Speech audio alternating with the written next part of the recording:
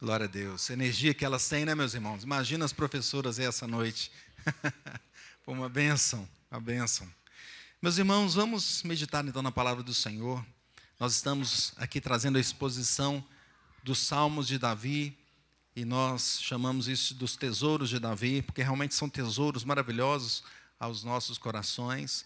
E eu queria convidá-lo a abrir então um salmo, no Salmo de número 8, nós já chegamos até esse Salmo de número 8, e nós iremos fazer essa leitura do Salmo 8, e eu convido a congregação a ficar em pé mais uma vez, para fazermos essa leitura, Salmo de número 8, e prestarmos bem atenção no que diz o salmista ao nosso coração nessa noite. Salmo de número 8, Salmo 8, ao mestre de canto, segundo a melodia, os lagares, Salmo de Davi. Vamos ler o primeiro e o último versículo juntos. Ó Senhor, Senhor nosso, quão magnífico em toda a terra é o teu nome, pois expuseste nos céus a tua majestade. Da boca de pequeninos e crianças de peito suscitaste força por causa dos teus adversários, para fazeres emudecer o inimigo e o vingador. Quando contemplo os teus céus, a obra dos teus dedos, e a lua e as estrelas que estabeleceste, que é o homem que dele te lembres? E o filho do homem que o visites? Fizeste-o, no entanto, por um pouco menor do que Deus, e de glória e honra o coroaste. Deste-lhe domínio sobre as obras da tua mão, e sob seus pés tudo lhe puseste. Ovelhas e bois, todos, e também os animais do campo, as aves do céu, e os peixes do mar, e tudo que percorre as sendas dos mares. Ó Senhor, Senhor nosso, quão magnífico em toda a terra é o teu nome. Ó Senhor, Senhor nosso, fala ao nosso coração nessa noite. Instrua-nos através da tua palavra, para que nós entendamos e que nós reconheçamos que o Senhor é o Deus magnífico em toda a terra, e que nós sirvamos ao Senhor com a nossa vida, com os nossos dons e talentos e tudo que nós temos. Em nome de Jesus, o teu servo, e abra os nossos ouvidos para a tua honra e glória. Amém. Podemos assentar, meus irmãos? Meus irmãos, existem vários tipos de música, não é? E aí, quando eu fui perguntar a algumas pessoas, que tipo de música que você gosta? Aí veio assim, eu gosto de sertanejo. Opa! Não estou falando esse estilo de música, estou falando tipo de, não é estilo de música, sertanejo, samba, não é isso. Não é. É o tipo. Não é, por exemplo, existem algumas músicas alegres, não tem? Aquelas músicas que a gente ouve que nos deixam alegres, não é? Tem aquelas músicas que nos deixam mais tristes, não tem? A gente ouve, e tem gente que gosta de ouvir essa música e fica chorando, não é? Ouvindo as músicas chorando. Tem músicas que são melancólicas, não são exatamente tristes, mas elas dá assim um sentido de melancolia. Outras animadoras, inspiradoras, né? Encorajadoras. A gente percebe isso, a gente não percebe muito quando a gente está vendo o filme, mas sempre tem lá no fundo do filme uma música, não é? Um tipo de música. Não é? Esse salmo aqui, ele está nos mostrando a melodia, os lagares. A palavra que está aqui pode ser traduzida por os lagares, um cântico do lagar, ou seja, era uma canção alegre, utilizada nos momentos que os pisadores de uva estavam trabalhando. Não? Então, existia ali uma animação e o pessoal cantava aquela canção. Pena que a gente não tem aqui a melodia e nem o ritmo dessa canção, mas era usada para este período, segundo alguns especialistas, alguns teólogos, não é? Eu fico tentando trazer para os nossos dias assim, né, aquelas canções de pessoas que estão trabalhando e cantando, não é? E você pode imaginar algumas delas assim. A primeira coisa que eu imaginei foi quando tinha aquelas mulheres que iam lavar roupa. Hoje lava roupa no tanque em casa, né? Mas antes lavava roupa e levava a roupa para ser lavada em algum lugar e ia cantando, não é? Ia cantando. Ou então estava lá batendo a roupa e estava cantando em um trabalho importante, não é? E eu num trabalho que tem que fazer sempre a mesma coisa, não é isso? Quando a dona de casa, quem cuida da casa, sempre tem coisa para fazer, não é? Pois é. mas faz isso de forma alegre. Esse salmo, quando mostra ali os lagares, está mostrando isso, né? Essa melodia que era cantada com o pessoal que estava trabalhando, contudo, tinha a alegria de servir, a alegria de trabalhar, mesmo na dificuldade dos trabalhadores. Era um prazer fazer aquilo, era um prazer fazer aquilo para o qual a pessoa foi chamada, não é? Tem tudo a ver. Essa melodia que a gente não conhece, mas pelo título e pela história um pouco aqui, tem tudo a ver com o que o Salmo está dizendo, com a mensagem do Salmo, que remete à responsabilidade de um administrador, de um mordomo, de um gerente que serve ao seu Senhor. Nos salmos anteriores, nós vimos que Davi coloca ali um contraste entre o justo e o ímpio. No Salmo 3, nós vimos que ele expressa exatamente qual era a circunstância vivida. No Salmo 4 e 5, ele não coloca o momento certo, mas continua colocando esse contraste entre o ímpio e o justo. No Salmo 6, ele começa a falar, olha, eu também preciso da misericórdia de Deus, porque eu também peco de vez em quando, não é? Davi coloca isso no Salmo 6, a gente viu, e nós chegamos no Salmo 7, onde o salmista pede ao Senhor que defenda ele na causa, nós vimos isso na quarta-feira, defenda ele numa causa como se fosse um juiz julgando a causa, e ele clama ao juiz, julga a minha causa. E nós vimos o processo, as etapas desse processo no Salmo 7, foi belíssimo. Quem não viu pode acompanhar no nosso site, no YouTube, a pregação está lá. Mas agora ele chega no Salmo 8, e que é diferente, é um canto alegre agora. É uma alegria que ele mostra, uma exaltação a Deus, para uma obra especial, para a qual ele foi chamado, para a qual o homem foi chamado. Olha, o Salmo diz assim, ó Senhor, Senhor nosso, teu nome é majestoso, teu nome enche a terra, a tua glória é mais alta do que os céus. E ele fala assim, tu ensinaste, nós vimos aqui as crianças, tu ensinaste as crianças, os bebês, a anunciarem com força, a anunciarem a tua força. Tu suscitas a força dos próprios pequeninos, e com isso o Senhor cala até os inimigos, e todos que se opõem a ti. Quando olha o Senhor para o céu, contempla a obra dos teus dedos, a lua, as estrelas, que o Senhor colocou em cada lugar tão longe. Eu fico pensando, quem é o homem para que o Senhor chegue perto dele, diante de tamanha criação?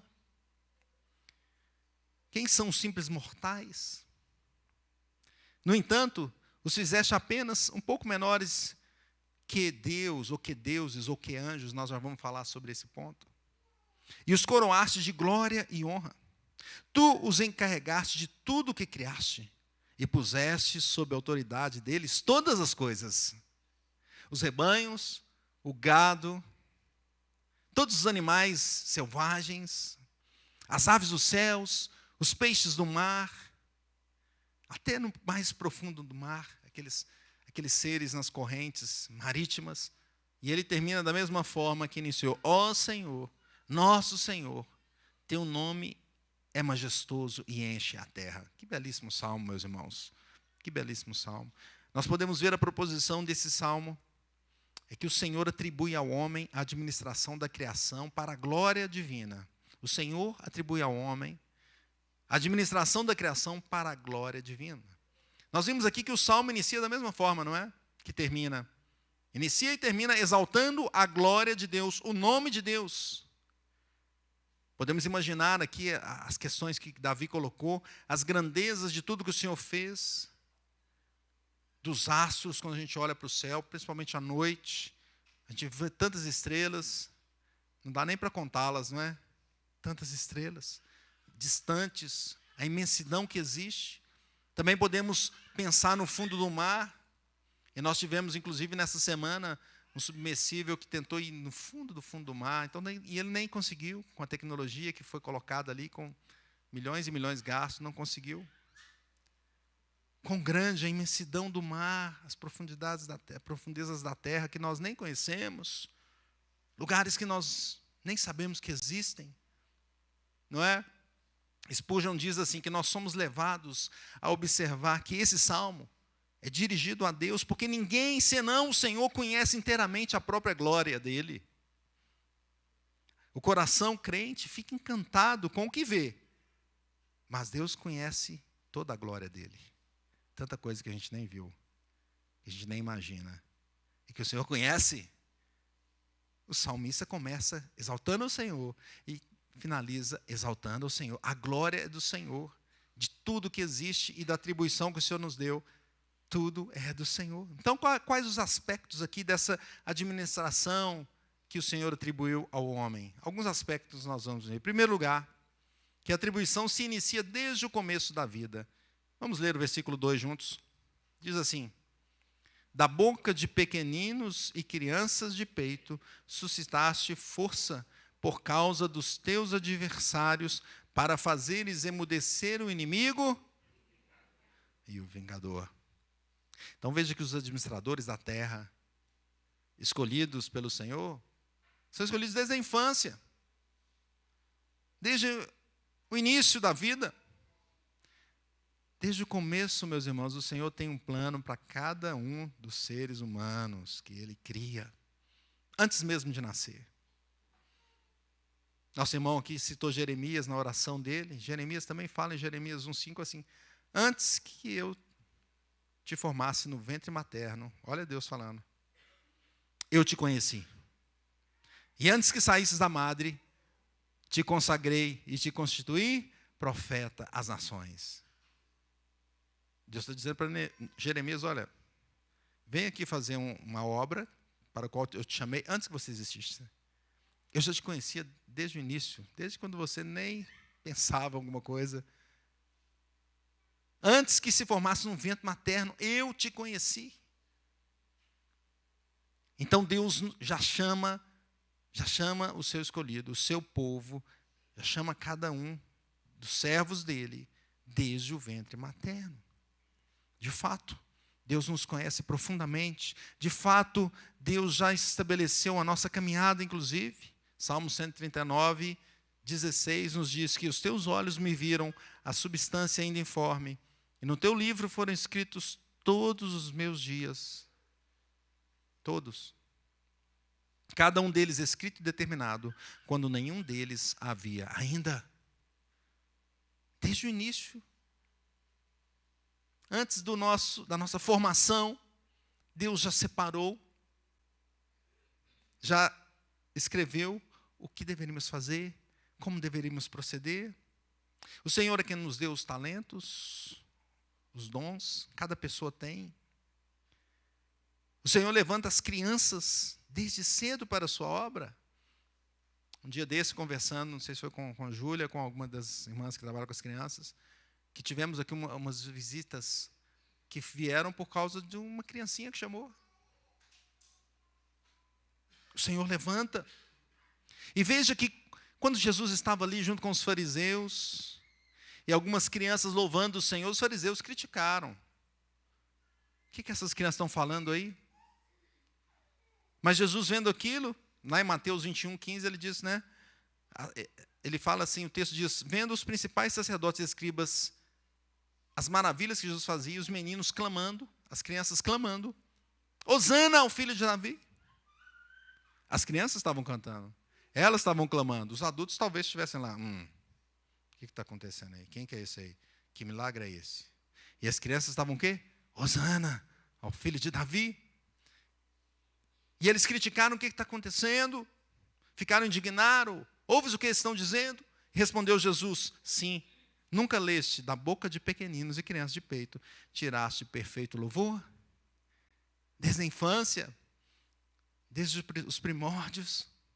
Em outra situação, os próprios discípulos estavam ali com Jesus e as crianças queriam se aproximar e os discípulos, não vai, não pode.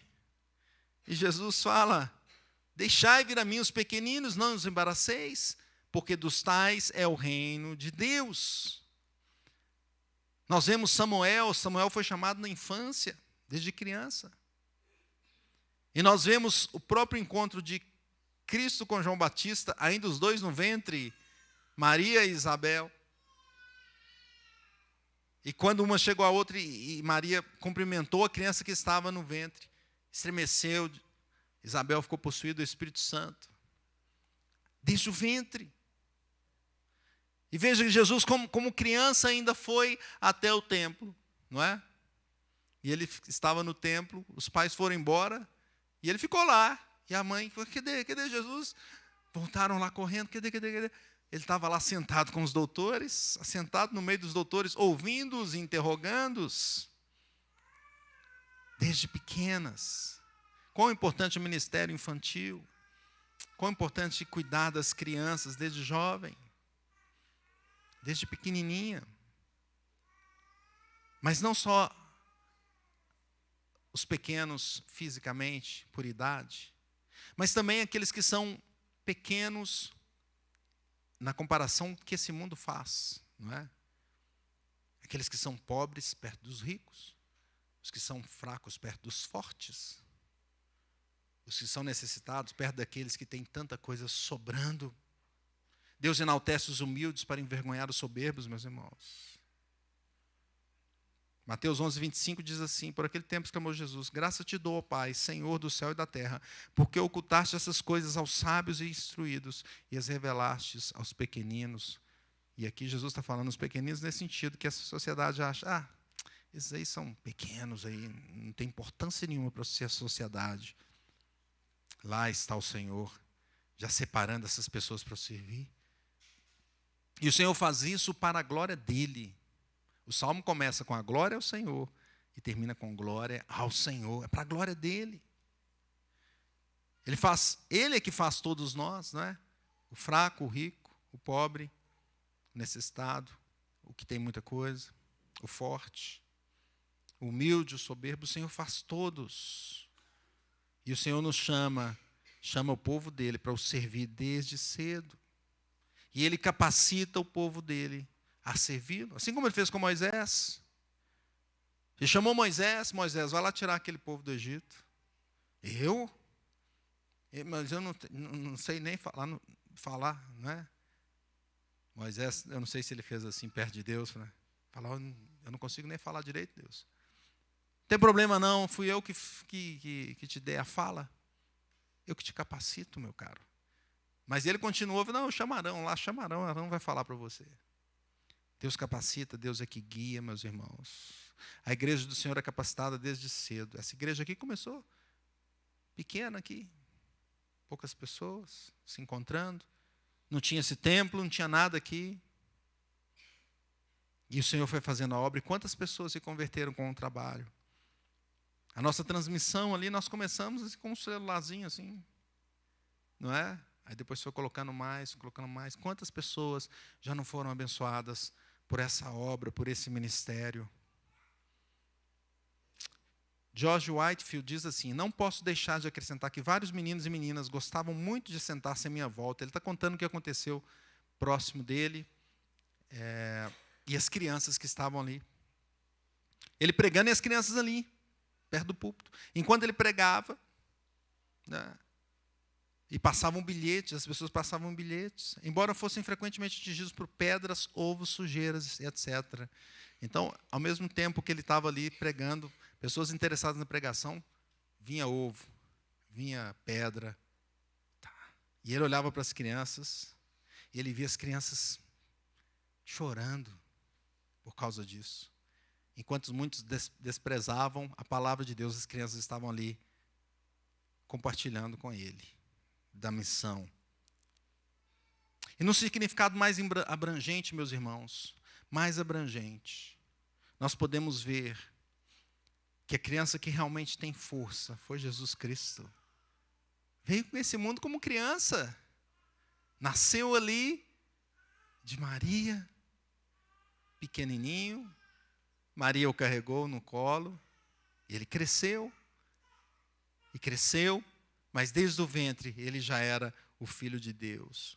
E ele foi realmente aquele que pôde vencer o inimigo vingativo, como diz aí o texto, versículo 2, final, para emudecer o inimigo e o vingador. Só Cristo que pode fazer isso. Glória a Deus. Prosseguindo, meus irmãos. Prosseguindo, em segundo lugar, o motivo da ordem não é por mérito humano. Deus dar a administração da criação para o homem não é mérito humano. Vamos ler os versículos 3 e 4 juntos. Veja o que diz. Quando contemplo os teus céus, obra dos teus dedos, e a lua e as estrelas que estabeleceste, que é o homem que dele te lembres, e o filho do homem que o visites? Ah, meus irmãos, a criação é imensa, não é? É imensa. Não sei se você teve a oportunidade de ir a alguns lugares grandes assim e ficar impressionado. Uma vez eu fui num parque lá no Rio Grande do Sul e o parque, você chegava assim, você estava andando no meio das árvores, de repente você chega num lugar onde tem um penhasco gigantesco, o negócio é impressionante, a gente se para assim e fala, como pode isso aqui? Não é? É tão grande que você vê lá embaixo, assim, as aves voando lá embaixo, assim, desse tamanhozinho. Como é grande esse mundo, como é grande a criação. Recentemente, lá no Rio Grande do Sul, teve um ciclone lá que todo mundo ficou. Quando eu estive lá também, peguei um ciclone assim que eu fiquei, meu Deus, não tinha lugar para ir. Eu estava andando no meio e começou vento para lá, vento para cá. E tinha um galpão gigante de uma empresa e o teto começou a enrolar igual. Sabe quando você enrola naquele negócio de sardinha assim? Eu falei, gente, e agora? O que eu faço? Não tem para onde ir. Imensidão. Recentemente tentaram chegar no fundo do mar, não conseguiram. O Elon Musk está fazendo um foguete para tentar ir a Marte. Difícil. E mesmo que ele consiga, talvez o planeta perto aqui. E as outras galáxias? E as outras estrelas que a gente vê aí? E aí? Nós somos nada, meus irmãos. Nada, nada. O Senhor não deu a criação para cuidarmos por causa da nossa força, do nosso mérito. Nada somos. Às vezes uma doença, um vírus que a gente nem enxerga, nos abate. Ah, meus irmãos, quando o salmista olhou então para a criação, ele fica diminuto, ele percebe que não é nada diante de tudo que o Senhor fez.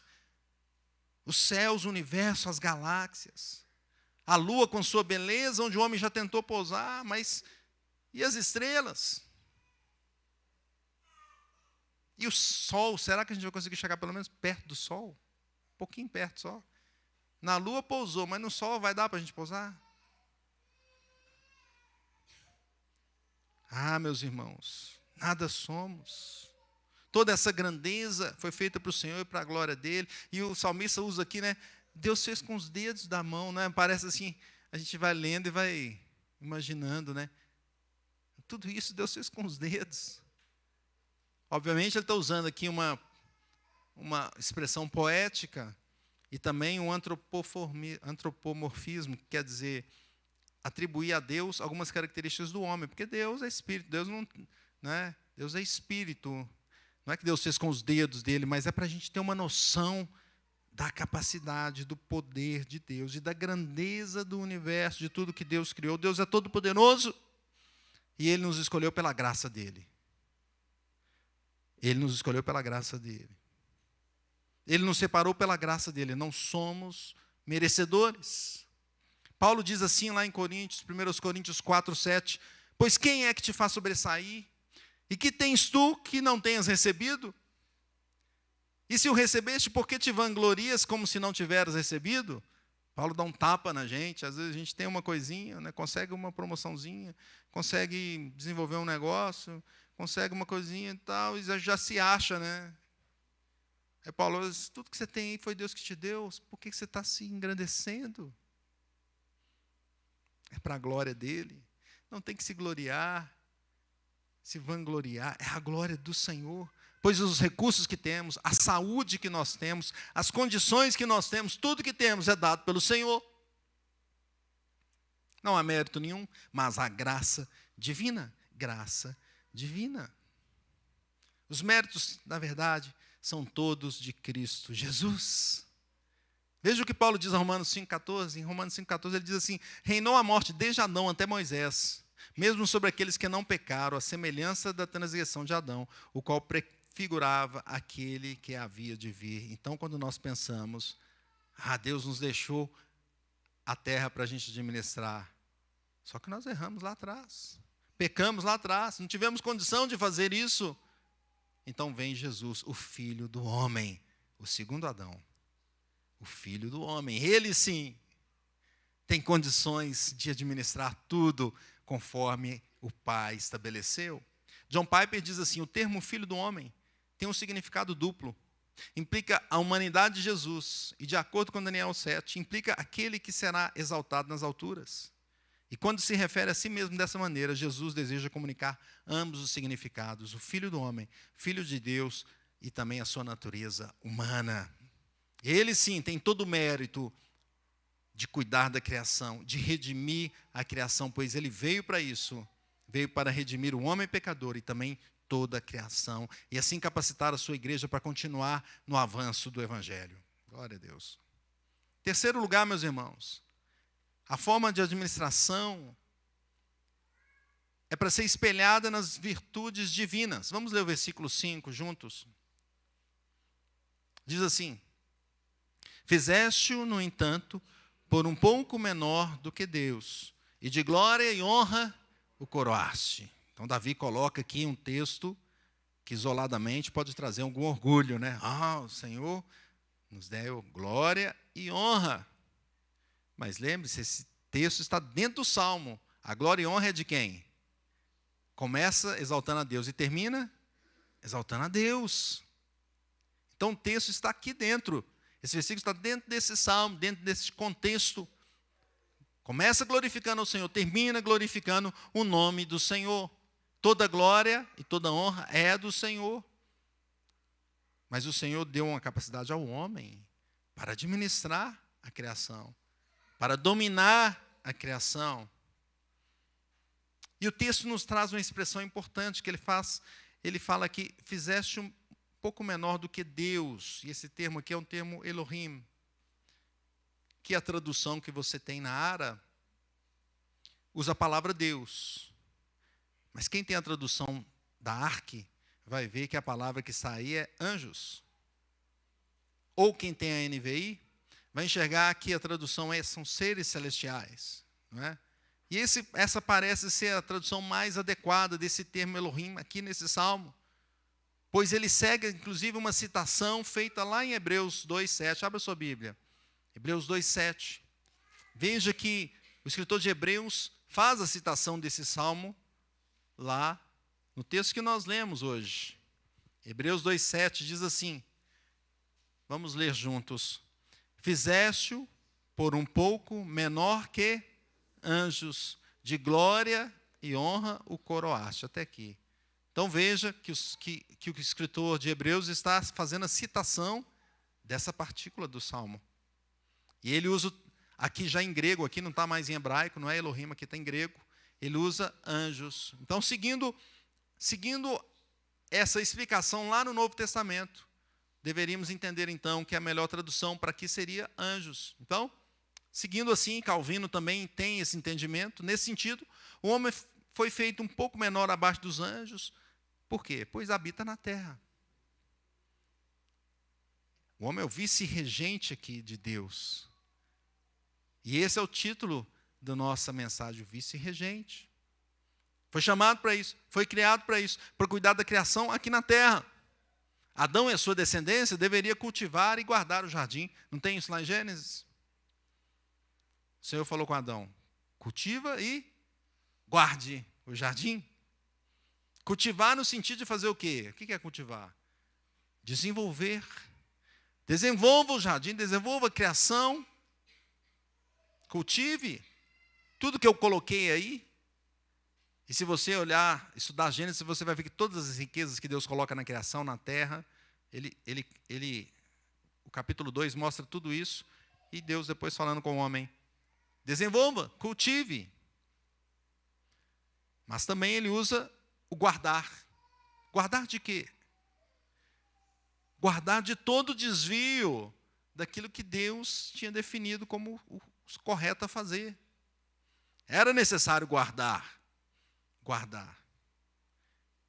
Então o homem tinha essas duas questões com ele: guardar e cultivar, ou cultivar e guardar. Essa é a responsabilidade assumida, que não foi gerenciada corretamente, não é?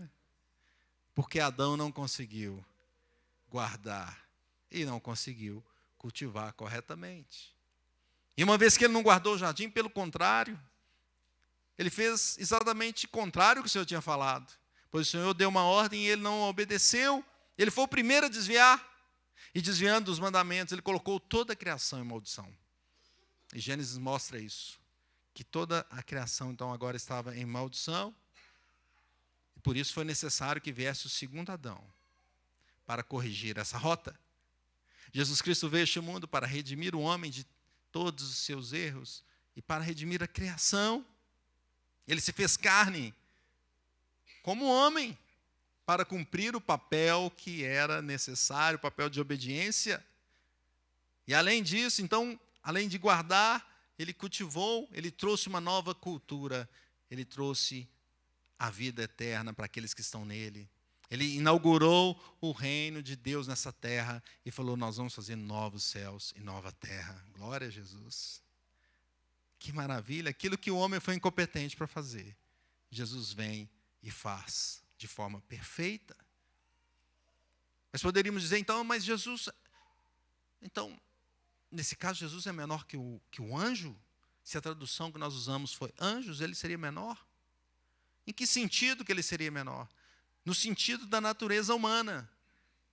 Porque Jesus poderia morrer, e na verdade ele morreu fisicamente. Nesse aspecto da morte física, então, o anjo não morre fisicamente, mas o homem sim, morre fisicamente. Nesse aspecto, então, Jesus teria esse aspecto abaixo dos anjos, na morte física apenas. E nós vimos isso em Hebreus. Hebreus mostrou isso por causa do sofrimento de Cristo na sua carne. A morte dele física. Não porque ele tenha pecado, ele não pecou, mas para nos redimir. Ele se colocou no nosso lugar. Em quarto lugar, meus irmãos, a abrangência dessa administração é sobre toda a criação. Vamos ler versículos 6 a 8. Diz assim: deste-lhe domínio sobre as obras da tua mão, e sob os seus pés tudo lhe puseste, ovelhas e bois, todos, e também os animais do campo, as aves dos céus e os peixes do mar, e tudo o que percorre as sendas dos mares. Então o Senhor deu, no primeiro momento, domínio para o homem administrar toda a criação. Foi isso dito lá em Gênesis. Cuide de tudo. Enche a terra, sujeitai-a. Multiplicai-vos, enchei a terra, sujeitai-a. Domine sobre toda a criação. Então, as decisões do homem frente à criação deveriam ser corretas diante de Deus e deveriam ser respondidas ao Senhor. O Senhor passava lá na tarde, não mostra o detalhe da conversa, mas é possível imaginar, né? E aí, Adão, como é que foi hoje? Ah, Deus, eu fiz isso, fiz aquilo, não é? Cuidei disso, coloquei nome no boi, ó, tá vendo? É boi. Ah, é boi? É, parece boi, então tá bom. Não é? Aquele é leão. É, tem cara de leão. E Adão tinha essa responsabilidade de cuidar da criação e de responder a Deus por isso. Porque Deus é o dono, Deus é o patrão. Até que um dia ele não conseguiu mais dominar e ele errou, pecou e teve a queda. E ele começou a adorar mais a criação do que a Deus. A criação deveria ser dominada. E agora o homem caído faz tudo errado. Não consegue administrar mais a terra de uma forma correta, não consegue mais preservar, não consegue utilizar, não é? Deveríamos usar toda a criação de forma correta, utilizar aquilo que é necessário para o nosso sustento e preservar as duas coisas. Deveríamos fazer as duas coisas.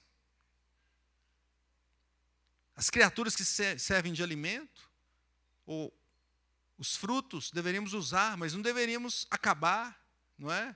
Deixar perecer tudo. Deveríamos administrar corretamente. Também a parte que é selvagem, como o texto mostra aqui. Também as águas. Também tudo nós deveríamos administrar de forma corretamente, mas o homem não conseguiu. Mesmo com a queda, nós continuamos responsáveis diante de Deus por essa criação.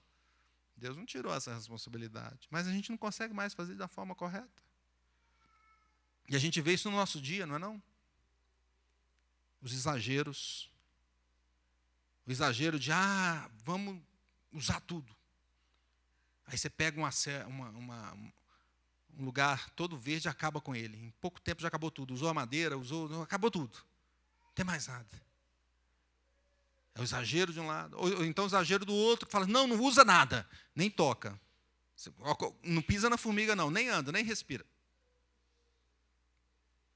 Não é? O homem, cadê o equilíbrio? Não consegue mais esse equilíbrio por causa da queda. A nossa capacidade, então, é limitada. Nós somos feitos da imagem de Deus, mas o pecado manchou a nossa vida e nós não conseguimos fazer mais. E vocês podem observar, meus irmãos, eu não sei qual área você trabalha, ou você estuda, qual esfera você atua, mas em todas as esferas nós temos dificuldade. Um dia eu estava conversando com a minha filha, que quer ser médica. Né? Aí eu falei com ela, olha, também na sua área tem dificuldade.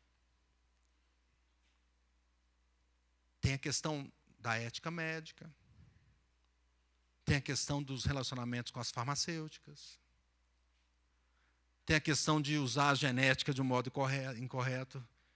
Né? Criar um ser humano todo esquisito, imagina. Do jeito que a gente está evoluindo na engenharia genética hoje. Tem a questão de um aborto. Se a legislação te mandar, você é obrigado a fazer. E aí? Pode observar, veja na sua área. Qualquer área, qualquer esfera desse mundo tem a dificuldade de confronto com a palavra de Deus, porque nós vivemos num mundo caído. Nós perdemos o equilíbrio, nós não conseguimos mais administrar de forma correta como o Senhor colocou. Consumimos demais, degradamos o meio ambiente, utilizamos de menos, prejudicamos a nossa saúde. O homem não consegue mais o equilíbrio de cultivar e guardar, mas Cristo é o mediador perfeito, é o administrador perfeito. Ele veio a esse mundo exatamente para fazer essa redenção. 1 Coríntios 15, 27, porque todas as coisas sujeitou debaixo dos pés. Agora está falando de Cristo. Olha, o homem falhou, mas o segundo homem, o filho do homem, o segundo Adão, não vai falhar. Glória a Deus. Essa certeza que nós temos, nesse período que vivemos, nessa dificuldade que vivemos, sabemos que o Senhor Jesus vai conduzir todas as coisas até o final para o bem daqueles que amam o Senhor. Nós lemos em Hebreus 2, 8, todas as coisas sujeitaste debaixo dos seus pés. Ora, desde que sujeitou todas as coisas, nada deixou fora do seu domínio. Glória a Deus, tudo está sujeito. Agora, porém, ainda não vemos todas as coisas a ele sujeitas. Ele está dizendo o seguinte, olha, nós vivemos ainda o já e ainda não.